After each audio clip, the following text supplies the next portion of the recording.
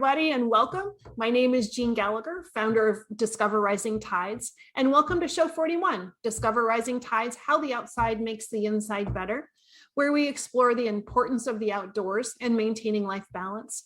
Through this series, we'll be talking with women business owners to understand their journey.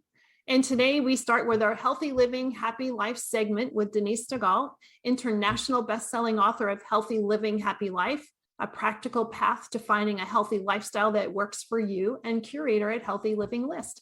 Hey, Denise. Hey, Jean. Good to see you. Yes. And so today, this is good to see you too. This month's topic is spring cleaning can help you reach your personal, professional, and physical goals. I love this. I can't do this. And I really love this subject.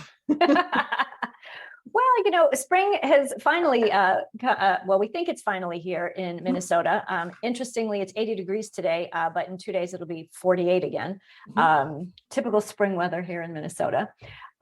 Spring to me is, it's a rebirth. It's this refresh. Everybody kind of does, new year, new you. It's January. It's cold. It's snowing in a lot of places, except for Florida. It doesn't snow there very much. But in January, we're really not necessarily prepared for the changes that we can really make, or the changes that we want to make. We kind of go through the New Year's resolutions and all of that, those things that we're supposed to do or that we should do. But then when it comes to spring, often those things have already been forgotten. But with spring cleaning, it has a very different feeling to it. It's cleaning out, it's getting rid of the old to bring in the new. And so I like the idea of spring cleaning to help you reach your personal, professional, and physical goals, because those are the things that we're always looking for achieving. Those are the goals that we want to achieve. In January, for whatever reason, yes, we could be working on it, but it isn't until like the weather gets nicer and spring comes that we're like, okay, I'm ready for this. That's true. It's really true, because it is hard to think about the fresh start after the holidays and in January, and especially if you're in an area that it's cold and it's dreary, and it doesn't feel like we're supposed to be starting something new, even though that could be why so many New Year's resolutions last a week or maybe 3 weeks. Right. So depending on where you are, and truly in January, in February, most of the US the weather isn't great. Some places like where you are a little bit better than others, like where I am in Minnesota. But in January, if the New Year's resolution is, I'm going to go to the gym and it's -20 outside, how many people are going to be excited to put on their workout clothes and go to the gym? Zero.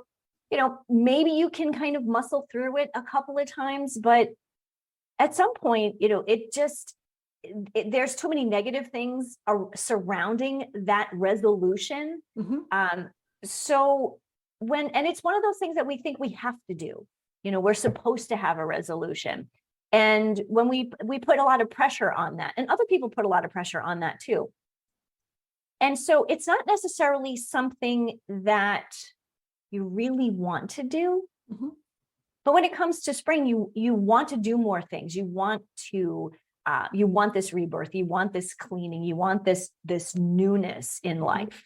And the days are starting to get longer, so it feels like we're supposed to be excited about the light a little bit earlier in the day. The time changes if you're in a time change state, and it's lighter later, so there's more time that you feel like you want to do things. Right, exactly. Winter is meant for hibernation, really. Think of all of the species that hibernate in the wintertime. We don't. Sometimes I think we should. Well, some of us do. Some of us kind of do. And then with the spring, it's amazing. So sitting in I wish you guys could see outside my window. I have the does are running around. The deer are around. And they will, I'm expecting in the next couple of weeks that there'll be some fawns playing in my backyard. And so, just with those fun things, you don't see animals, running around in the wintertime, but you see them this time of year. The birds are starting to sing, you see their nests, and the little, the babies, starting to chirp. So with that, that just brings this whole new refreshing feeling. And so one of the things I think is important from winter into spring and, kind of into this concept of spring cleaning is the change of perspective. Obviously winter, blah, winter blues, spring, yay, happiness, sun is shining. But when it comes to, so that's one way it changes your perspective. It's just the different feeling of winter into spring and how your goals can be more exciting and more achievable. More importantly, when it comes to changing of that perspective, I think of spring cleaning about thoughts and people. What are the thoughts that we have rolling around our head that just don't serve us? We didn't really serve us in the winter time, but with the winter blues, you can kind of say, oh, okay, it's just the winter blues. But when those negative thoughts continue into the spring season, now it's time to kind of look at what you're thinking, or look at what you're thinking. Look at what you're, I guess it is look at what you're thinking about, or consider what you're thinking about, and change that perspective. In every situation, there's a lesson or there's a gift, no matter what the situation is. And I think very often when we're kind of stuck in the middle of it, we don't necessarily see that. But in the springtime, when we are feeling much more positive, that's when we can consider those negative thoughts and say, okay, let me look at this in a different way. Let me think about this differently. And then once we start that on a positive kind of cycle with our thoughts, reaching goals is so much easier because we're already on that positive hamster wheel, let's just say. And so what could be a trigger, or what could be something that says, gee, maybe I should take some self-introspective looks at where I'm at, and how would people go, well, maybe this is time for me to consider this? I think with the weather changing and the spring, spring cleaning, if you're still having lots of negative thoughts and negative feelings, that is a trigger to say, okay, hold on a minute. Life is good. Life is, changing. There's this whole, regrowth outside, the birds are singing, the sun is shining. Why are my thoughts negative and kind of still dark and dreary? So paying attention to those thoughts is first and foremost. And I think so often we get into that negative self-talk that we forget that we can actually change our thought. We can change our perspective. And so probably, I would think too, where you're physically at when you're trying to consider this is also important. So if you're still sitting at your desk where some of your negative thoughts might be coming from, or you haven't changed your environment, that's also going to maybe stop some of that self-consideration. But if you can set yourself outside so you can hear the birds sing, right? And take the time to maybe journal out there, or take the time to have some quiet thought processes outdoors, that might help trigger some activity or action, or help you recognize some areas that can be adjusted. Oh, absolutely. Just being out in nature in itself automatically changes your perspective. It changes the way you feel. It brings those really heightened emotions. If you're standing outside and you hear the birds singing and they're flapping along, all of a sudden your whole body changes, like the way you stand, the way you notice things. And kind of just to get back to that idea of spring cleaning, if you're still sitting at your desk and haven't gotten outside, this is kind of where that traditional spring cleaning comes in handy. Clean up your desk, clean up your physical space. And you'll notice right away you'll have a different perspective on what you're doing, and enjoy the space that you're in while you're inside. Now there's a freshness that comes with that, right? Absolutely. I mean, think of all cleaners. They have lemon scent. Lemon scent is a very uplifting scent. It's a very positive scent. And so, physically cleaning your space in that respect is really changes your perspective and changes that whole feeling. And then once you've done that, I really recommend for everyone popping outside. If you're working from home, there's a door somewhere not too far from you. Just standing outside for a few minutes, taking in the fresh air, feeling the wind on your face. It's kind of really windy right here today. But it's, kind of like, the wind in your hair. It's such an uplifting feeling that you have to change your perspective. It just changes automatically. And then with that, of course, that happy feeling, that those happy endorphins start to really kind of go, move around in your body. And then again, that's how you can reach those personal, professional, and physical goals, is once you start feeling that positivity and that refreshing concept, or the refreshing perspective on whatever it is that you're focused on. You mentioned spring cleaning people. So tell me a little bit about this.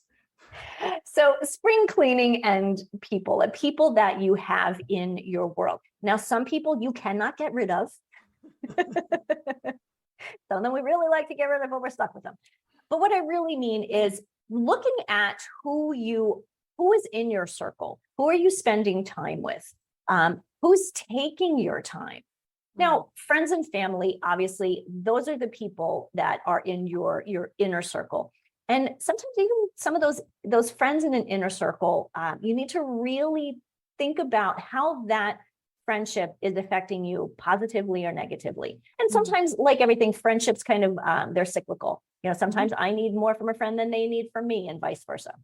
But if there's somebody in that circle who is just sucking the life out of you, it may be time to just put that friendship away, put it on the side.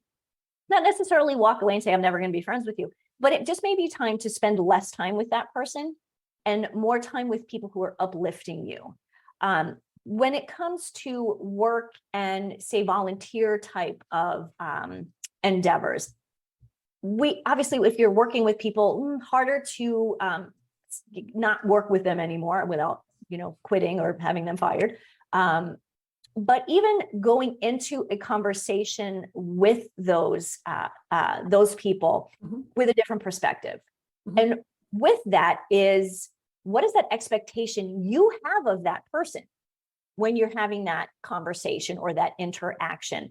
And that's really when I talk about people and expectations kind of go hand in hand here.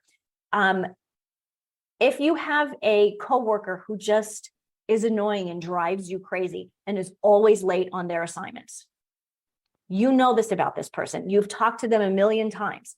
What can you do differently with that person in that interaction? What expectations can you take away? For example, I have a friend who she and her sister are always at odds with one another. And she said to me the other day, she said, I had a really great conversation with my sister the other day. And I said, so what happened? She said, I didn't expect anything from her. How many times do we put expectations on other people, what we think that they should be doing, what they should give to us? And so that's another aspect of this spring cleaning concept that I think it's really important. One, who are the people that are in our world who maybe don't necessarily need to be there? But also, spring cleaning are expectations of others. Because as soon as we expect somebody to do something or say something and they don't, we're disappointed, we're angry. And for example, Buddha said, the source of all pain is attachment. Once we detach ourselves from the expectations we have of others and ourselves also, the outcome is very different. It's a much more positive outcome. And I know very often in sales, they'll say, don't have an attachment to the outcome. And it's a hard thing because, you want something. Like if you're in sales, right, you want to sell something. You have a program, you have a product, you want to sell it. And so when you're talking to someone, like you want to have attachment to that, like you want to give it to this person, you want to share it with this person. But once you have that, once you're connected to the outcome, when you're really invested in the outcome, when the answer is no, it's self-defeating, it's deflating. if you go into conversations, whether it's a sales conversation, a conversation with your spouse or your children, without an expectation, and the conversation moves in a very positive direction, more than likely, this always seems to happen, more than likely, you have strengthened that relationship. Mm-hmm. And with that, then you can be, both sides are open to a different conversation. The expectations that you might set really limits the ability for that conversation or that experience to expand. Absolutely. That's wonderful. And I love how I would never have, until your podcast yesterday, which we're going to talk about in just a quick second, but I never would have thought about expectations and then what we're attached to. Expectations of yourself, absolutely, because I know that I struggle with that, but the expectations of the ones we're talking to, or the expectations of a situation that you might be attached to, that's a really interesting concept to take a deeper dive on. And if people would like to hear a deeper dive on that, they really should listen to your podcast. And when does that go out? So the podcast is called Healthy Living Happy Life podcast. Sometimes I call it the Healthy Living Happy Life show. I should probably pick a word. It's up tomatoes, on tomatoes. Exactly. Tomato, potato. It is actually on, if you go to YouTube, it's on Living Healthy List. YouTube channel right now, and it is under Meaningful Conversations. And this is part of my podcast that I do this particular part of the podcast is once a month, where I have 3 panelists talking about a specific topic, and really then opening that conversation up to the guests that are on the call. It was a really juicy conversation. It was wonderful to listen to. Thank you. So right now it's up on YouTube, and then you will be able to find it at the end of the month. I think in 2 weeks, you will find it on Spotify, Google, wherever you find your podcasts. That's perfect. No, thank you. This is a really great subject, and I encourage everyone to search out that podcast show, potato and because you do, the 3 panelists and yourself do take a deeper dive into all of those different areas, and I think it's a really important subject matter. So this is a fun one. Thank you so much. I love your insight and what you bring here to Discover Rising Tides. So thank you so much for your time and your wonderful thought process. Oh, absolutely. I love being here. I love chatting with you. You inspire me to up level my game. Oh, wonderful. Well, thank you. And so other than the podcast, where can people find you? You can find me at livinghealthylist.com. And of course on social media, again, at Living Healthy List. Fantastic. Thanks, Denise. Thank you. Fantastic. Thanks, Denise. Thank you.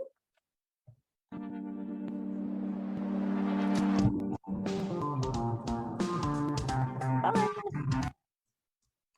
And so here we are, and thank you so much to Denise. And so we move to our main guest segment of the show, and Jana Niksa is here to talk to us.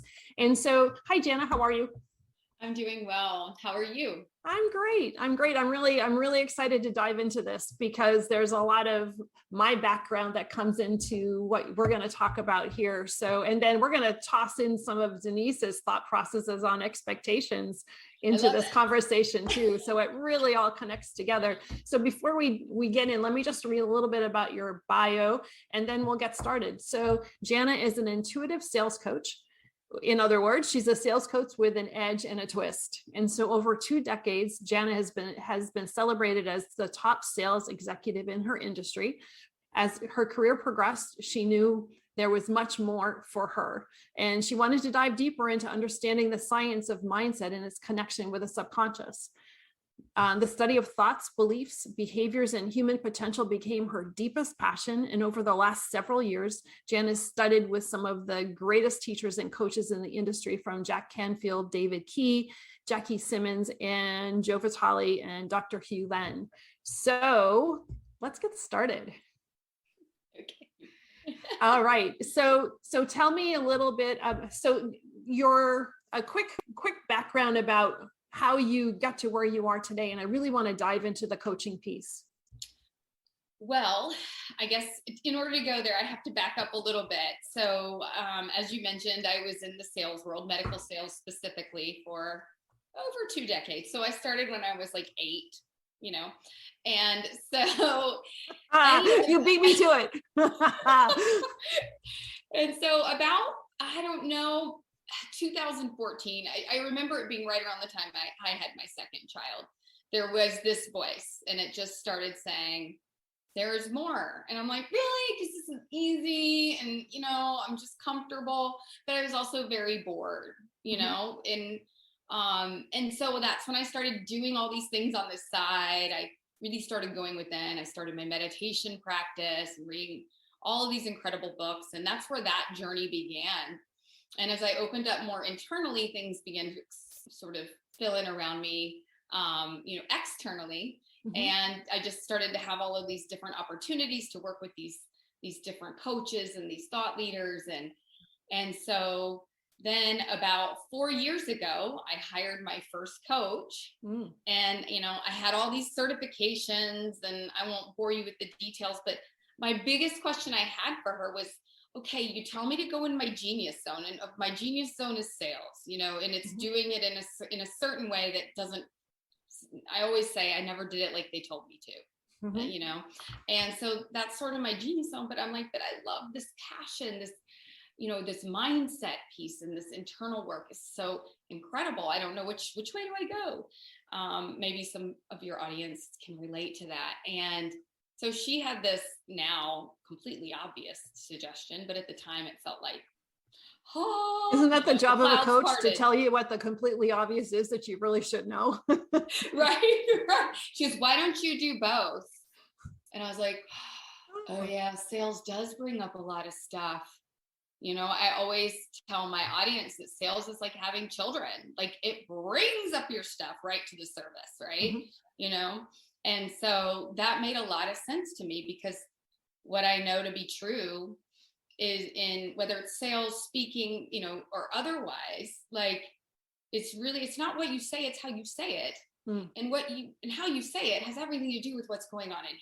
Like, what stories you've got playing in the background while you're trying to have tough, high anxiety, high stress conversations, right? And not let it show. And not let it show. And not let it get the best of you, right? Mm-hmm. Just like Denise was talking about, those thoughts, right? Mm-hmm. Oh, this isn't going well. Oh no. Oh, they don't like me. Oh my gosh. I'm about to ask, they can't afford it. Mm-hmm. Right. And knowing how to take that out of the equation so you can just have a conversation. And so I get to do both, and I love it. So that's a little bit about how I got here. Hopefully that answers your question. No, it does. And, sales for me. So as a financial advisor, there's sales in everything. There's sales when you go out to eat, the upsell to get a dessert or an appetizer. Those are sales. You can't go anywhere without a sale. And so as a financial advisor, there's sales in there too. And that was the part that I've been doing this for 18 years, and I was about 5 or 6 in, and I'm like, I'm going to bail from this. I'm not going to sell people things. Yeah. And then I had to say, well, but I really like what I do.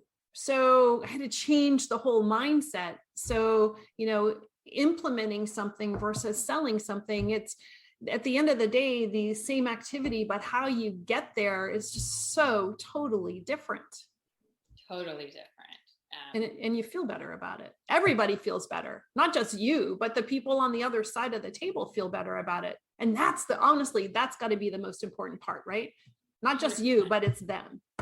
Well, it is about them after all. Yeah, totally. Yeah.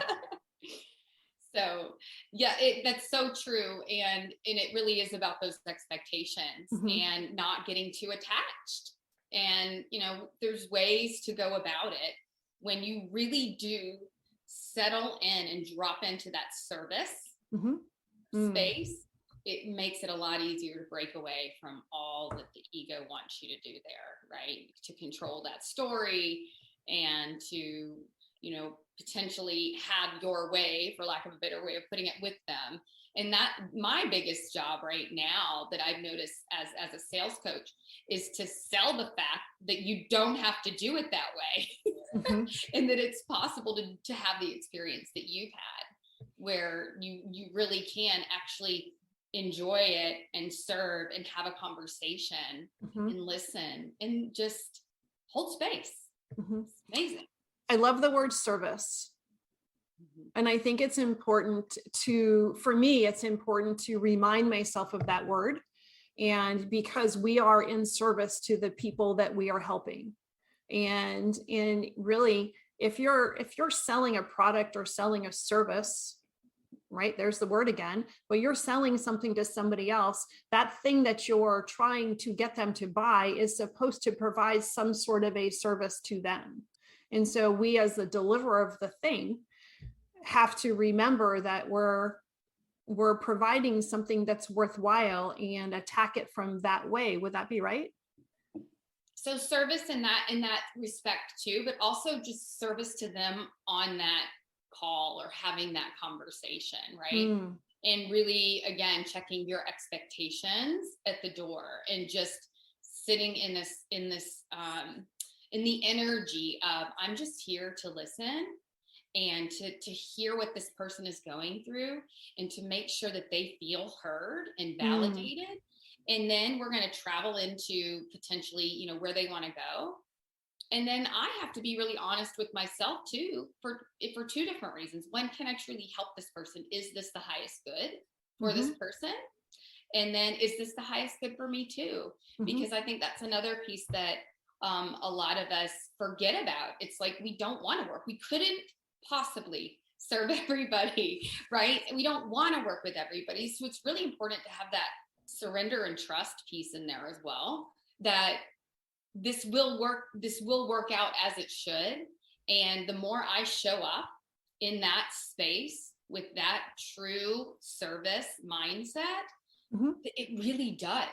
And the thing is, when it creates and this is not intentional, but it just happens, like this anti-pressure.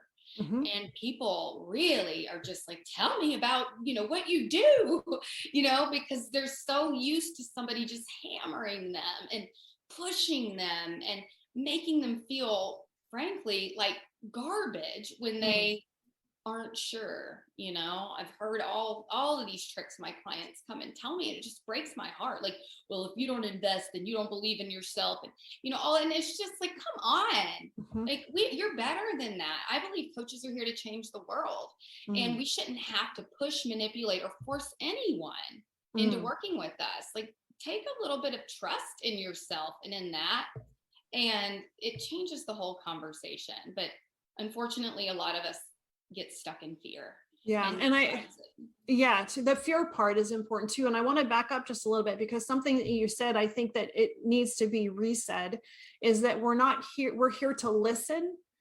And I think that the opposite of that is tell, because quite often, right, in a sales situation, you're there to tell them how wonderful this widget is.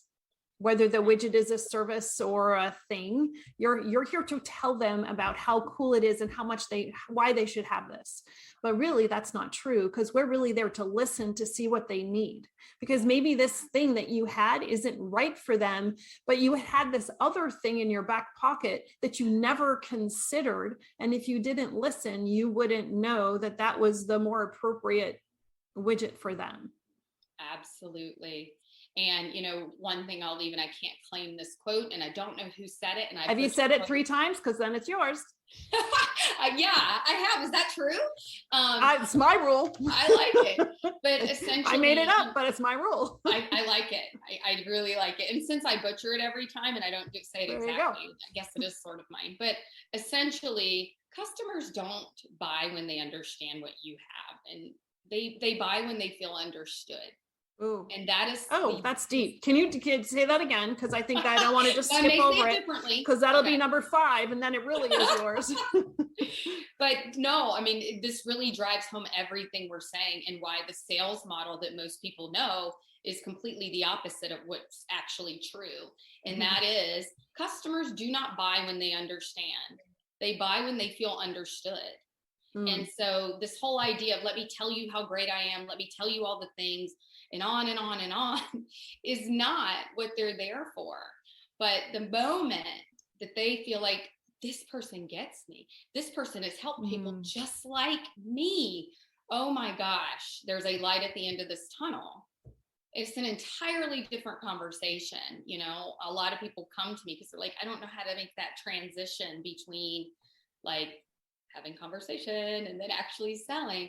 But when you're doing it in this way, there really isn't a transition. Right. No, because it's a conversation. Yeah. Because when at that point, when they feel understood, then quite often the next thing that they're saying is, well, how can I do this? Or how can what do we need to do to make this happen? Yeah. Yeah. And so if they tell you that that's what they want to do, you're not selling anything. You're providing a service, you're educating, and you're implementing, which is everything that I try to. I don't want to sound like I know everything, because I really don't. But from my heart, that's what I feel I need to do, because otherwise I feel ucky.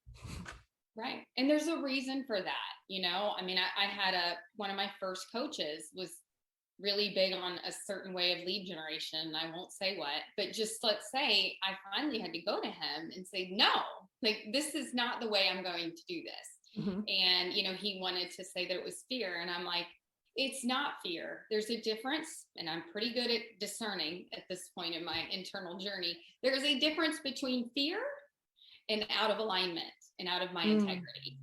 And this one's out of my integrity and not how I'm going to do it. Right. I like that. Yes. As we all know, as entrepreneurs, fear, we have to get comfortable being uncomfortable. Right. But out of alignment, we are allowed to listen to our body. And when it says, no, this is not for you, we should honor that and not try to fit that square peg in the round hole. And I see a lot of people trying to do that out there, and especially in the coaching industry. That's huge. Breaks my heart. Yeah, that's huge. And so when people come to you, or you're going to them, or what are some of the most common concerns or areas that they feel they need help with, or that are there 4 or 5 of them that seem to come up quite often? Well, I mentioned the one around that transition, right? Like we've had conversations, like how do I ask for the business? Because people get really stuck, right? In that place, because that's where fear of rejection lives, right? Because you're putting yourself out there. And so that's a big one. So of course, yes, there's tactical things that we can do, but there's also that internal stuff. Like I think Denise even mentioned it around, but no doesn't mean that I'm a terrible person. Like hearing no doesn't have anything to necessarily do with me or my coaching program. It's just not the right fit, you know? And so learning how to not take that personally. But a few of the others are, of course, the money conversation is a big one that people, and handling, which I don't like the word handling. I say coaching through objections too is one that people really, you know, holding that space, because a lot of people, as soon as they're like, I don't know if I can afford it, they're like, okay, well, let me know, we'll be in touch, you know, and they're just like off the call, like fight or flight, you know. So that's another big one. And then, you know, another big piece that I really see a lot of resistance around is the imposter syndrome piece, you know. Also, a couple different ways. One is, you know, let's say you're a newer coach and somebody like that's been around for a while needs your services. You know, they're like, oh, how could I possibly, you know, help this person? And I always compare it to like a basketball coach.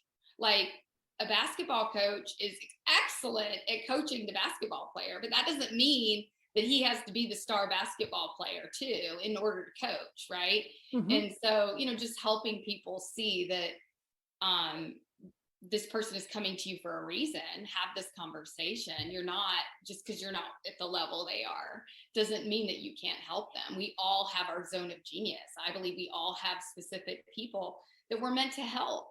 And so not letting your ego and those sorts of things get in the way of the difference you're here to make.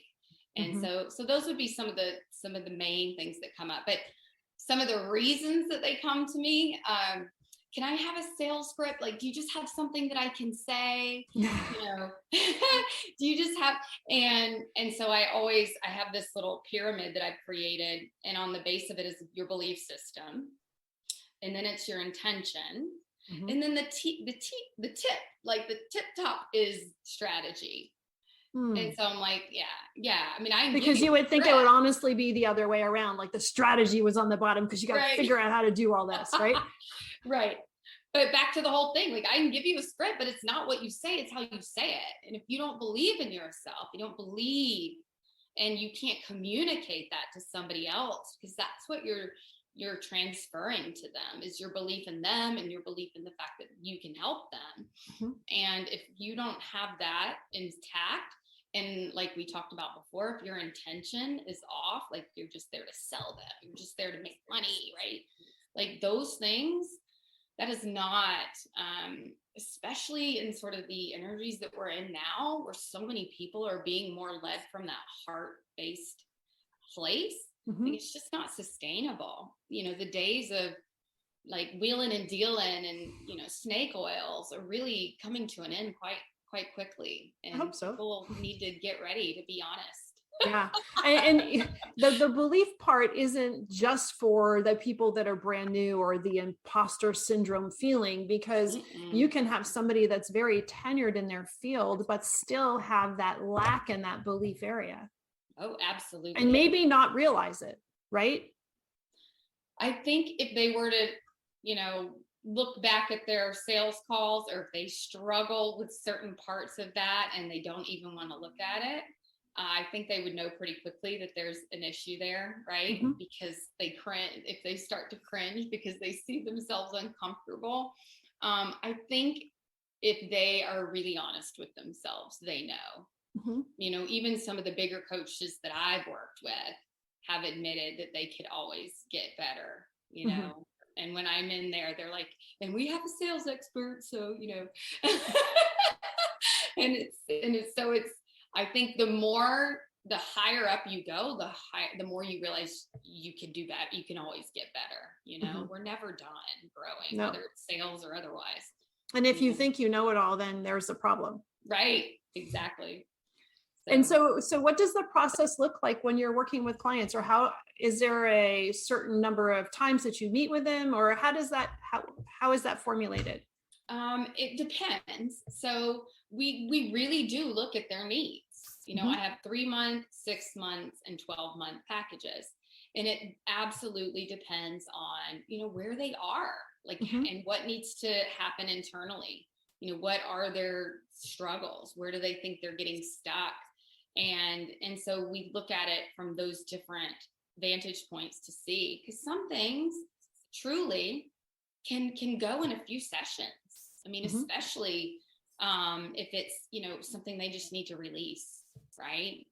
Whether it's like doing it perfectly, or a big block for a lot of people is I have to become a different person when I sell. Like I can't be me. Can you go back to doing it perfectly for a second? Yeah. Didn't mean to interrupt you, but I didn't want that one to go by. I didn't want that one to go by, because I think that's a really important. So when people feel that that needs to be done exactly right. Right. That's a big one. And so, one of the biggest things we talk about there is and that's why I don't really care for scripts, to be honest, is because if you're more concerned about getting it right, making sure that you hit all your points, then you just made it about you and not the person on and you're not the other listening. end. Yeah. And so it's actually better. I mean, who here doesn't enjoy a good bloopers reel, right? We love it. Why? Because it makes that person human and we can relate, and it just makes us more likable. So I don't know where this whole rumor around being perfect got started, but nobody likes anybody that's tries to be perfect, because it's just like, ugh, So why are we trying to, bring ourselves to that standard that as far as I'm concerned, I like people that keep it real, Mhm. you know? And so that's just a little, one of those things. But anyway, my point is some of these things can be fixed quicker than some of these other things that, you know, we have to work not just on strategy, but also more of the internal things that come up. So, and then I also have a group coaching program as well. Mm. Which And is so 3 months. Yeah. 3 months, the group is 3 months. Okay. Mhm. So what types of, what are your favorite types of clients? Let's see. I really, gosh, I have 2 different types. I have the ones that are newer because I'm like, you'll be safe with me. Let me help you, you know, because I really do love marketing and I really do love helping them develop their voice and their message, and then learning how to put that together through the sales process. It's just a lot of fun. But then I also love those that are really just there for the sales. And then they not maybe put as much value on the inner work, and they're just like, Wow. Here I thought, like, I just needed to say this a different way, and you've just completely rewired my insides. Thank you. You That's know, fantastic. and so I love that, like those light bulb moments that people have when they're like, oh my gosh, it actually is, success is an inside job. Huh. Okay. Brilliant. So So as you're working to help people and work through their problems and their problems, bad word, but you know, their challenges and make them a better whatever they are. How do you take care of yourself? How do you take care of Jana? And what do you need in order to right your ship, to right everybody else's ship? Oh, such a great question. So first, keeping it real. I am not perfect at it, but I am better than I used to be. And I know when I have to reel myself in. So I don't know if you all know about human design, but I am a generator, and I'm also a Capricorn, which means I'm a doer, right? And so meditation has been life-changing for me because it has taught me to value sitting still. Because all of my self-worth and all of my value was tied up in what I do. And I don't just mean for work. I mean, working out. I mean, being busy. I mean, moving around, you know, producing, whatever it is. And so if I'm not doing that, I have to watch. It's an ongoing process. I have to watch those conversations that go on in my mind that say, you know, trying to take me to shouldville. Does your brain talk to my brain? Sure. Because I think it's something there's implanted in mine too. Yeah. Well, I mean, a lot of us, it's the program, right? We're conditioned to believe that our self-worth is tied to, you know, what all we do and how busy we are, you know, hustle culture. You like, who's hustled the most gets the trophy, you know? And so, so anyway, to sort of bring that around, I do a lot of meditating. I get up at 5:30, about an hour before I get my kids up, and I meditate and I journal.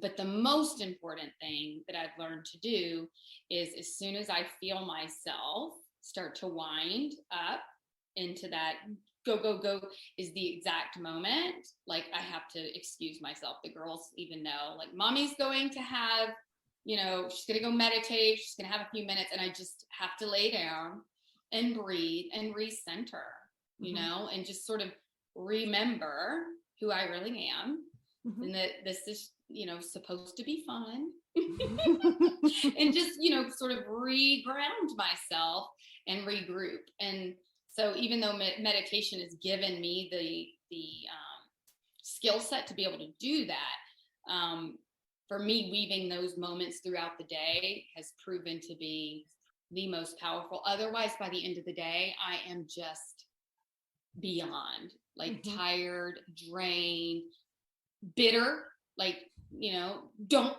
ask me for one more thing. My cup is empty, you know? And so just really trying to be very mindful and manage that. You talked about teaching people to hold space through your coaching process. Yeah. But that's also what you do for yourself. I do. Oh my God, I'm like hit a heartstring. I do. I do. It's so important. And you know, one thing I'll add to that is holding space and giving ourselves grace, being kind and gentle. You know, even the spiritual community, it's like, who's done enough? Who's done the most inner child work? Who's done the most shadow work? You know, it's like just being kind to yourself is pretty wise. Yeah. You know, just not trying to take it so seriously. I love that. I love that. And I think that we all could, whether it's professionally or personally, we need to be kind to ourselves. What a great statement. Thank you. And so Jana, where do people find you? So my website is my name, jananixa.com. And then same on Instagram. That's my handle. And then my Facebook group is Client Conversations That Convert. I don't know, but will you have the links available? We'll make sure we'll put some links on there too. Yes. So those are the best ways to find me on social media, Facebook and Instagram. And yeah, that's where I'm at. Thank you. You know, and I'd love to I'd love to get back together and have a part 2. I would love it. Yeah, because we really I'd like to dive into the sales piece more and then also we have to talk a little bit about the outside because that's kind of the thing. Right. But so yes, I would, but I was so really wanted to talk about what you were talking about. I'm like, you know, we can do the outside another time. But will you come back again and we can reschedule and take a deeper dive into some of these other parts? Yes. Oh, yes, I would love that. I will say, I have a call with a client here at 4:00 and I'm going to take it outside. Oh, nice. Yay. Wonderful. Yeah. Well, thank you, Jana, very much for your time today. It's been such a pleasure to talk with you and I am looking forward to part 2. Oh, me too. Thank you so much. I really enjoyed it. Hey, Lynn, how are you today?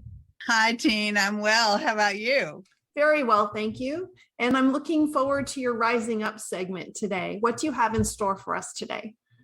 Well, Jean, this is one of those conversations that can be kind of challenging. And I have a belief that we should all get comfortable being uncomfortable as part of how we rise up, right? And so sometimes we have to have challenging conversations because I'm sure all our listeners have noticed that sometimes really challenging things happen in the world around us, right?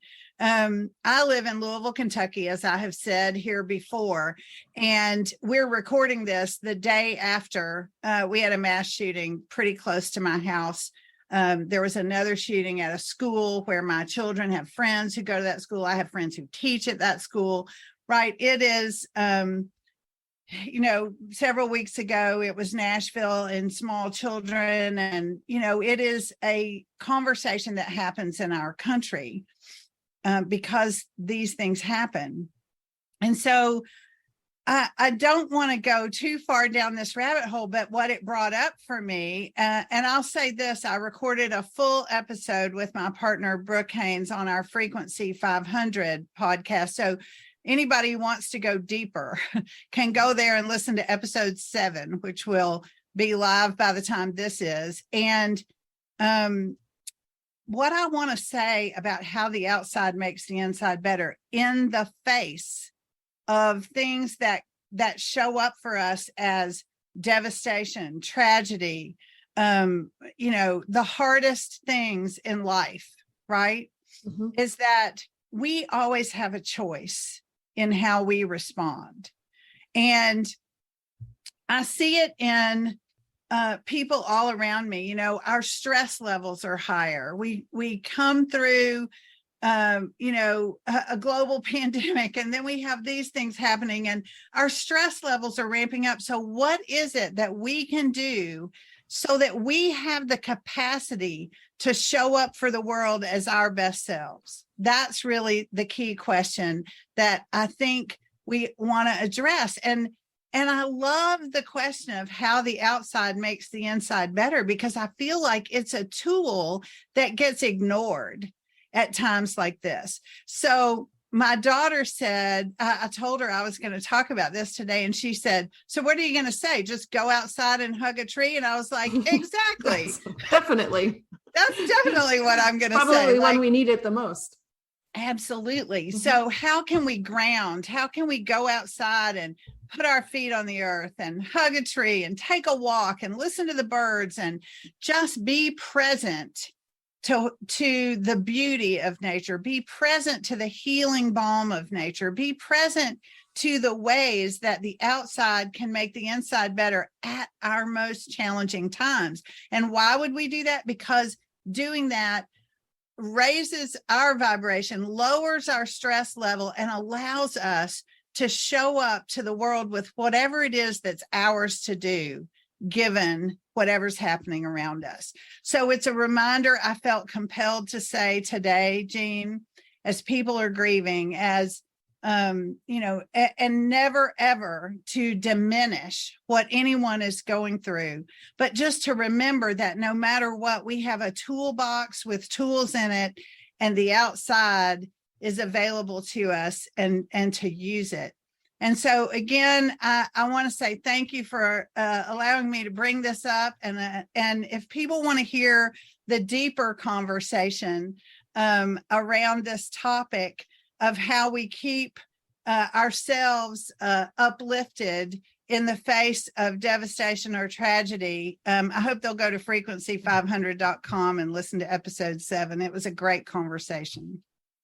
Thank you, Lynn. And thank you for bringing this up today, because I know that there's many people that aren't even from Louisville or not even close to it. And it still can affect you. It can affect you mentally. It can affect you in your heart, and it can affect you physically too. So, Jean, I just want to respond to that, because yesterday I had messages from around the world from people checking on us to say, are you safe? I had messages from India, from Australia, from as far away from Louisville, Kentucky as you can get. All those people felt an impact in their hearts, right? All those people felt what it was. It isn't, I remember after 9/11, the signs around the world that said we're all Americans today, right? Mm-hmm. And I believe in a oneness of consciousness and in all of us, a thread that runs through all of us. And so what affects one affects us all. And I hope that part of my mission in life is to show up at the place where I can help others be uplifted. And so whatever anyone else's is, let's support each other in showing up as our best selves. Looking for ways to give out more love. And that to me is one of the ways we can be supported in doing that, is remembering that the outside makes the inside better. Thank you, Lynn. Yeah.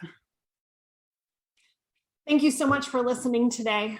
Today's show was sponsored by Seaside Solutions, my financial services company.